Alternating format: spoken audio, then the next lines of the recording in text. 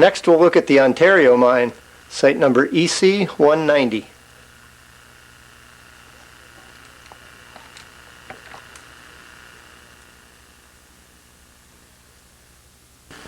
It's July 13th, 1999. We're at the Ontario mine, which is on $100 Gulch, and we're looking at the ore bin, which is right below one of the big waste dumps, and there are a couple of adits more up on the hillside that we'll go up and get some pictures of in just a minute.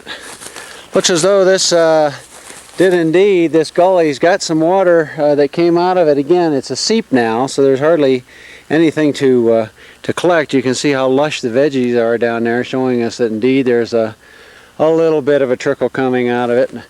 And the ore bin here has got some oxidized stuff in it. Again, we're into one of these, we'll take a look and see what's on the dump, but my guess is it's a granite quartzite thing.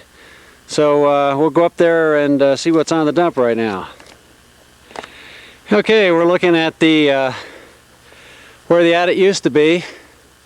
It's totally caved, no rails or anything. Comes out, there's some timbers and stuff laying out here.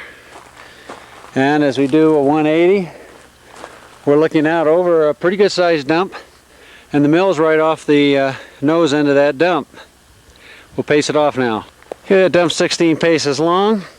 It averages, it's much thicker at the end up towards the adit. It's probably 25 feet across, but out here on the end it's only maybe 6 or 7 feet across, but it's probably 35-40 feet deep anyway off of this end. You can see the ore bin down there and looking down off the nose of the dump. I remember now there is a small drainage that comes along the edge of this waste dump. It's got just a little bit of water running in it, and this is what I think eventually gets off down there into that wetland. So we're going to go up now to the upper workings, which are up in that area there. Okay, we're about, well, we'll show you how far up we are. Probably no more than 30-40 feet above the main adit.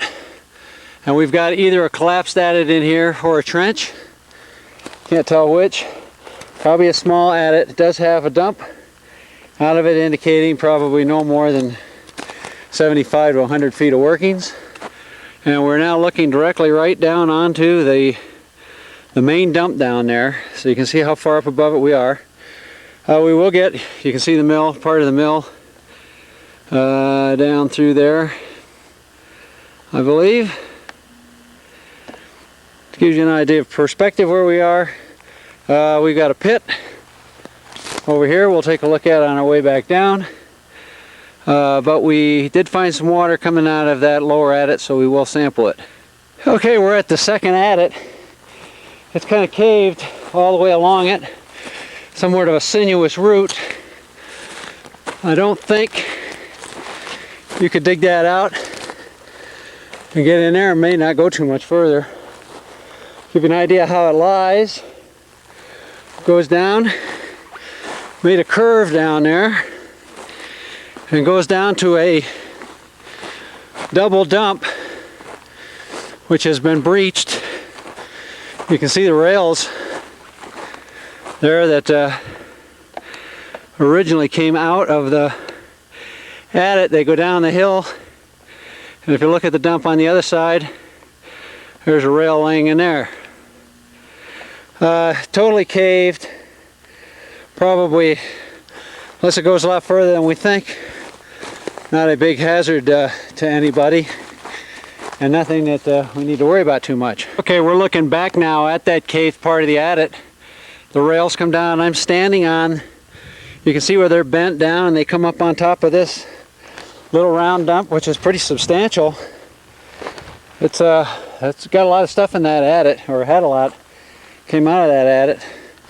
However, this dump is not eroding, it's not impinging on anything.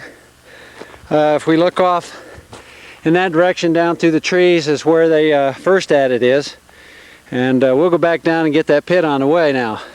Now, we mentioned in between the upper caved adit, which lies to the east of that lower main adit, there were a couple pits and trenches.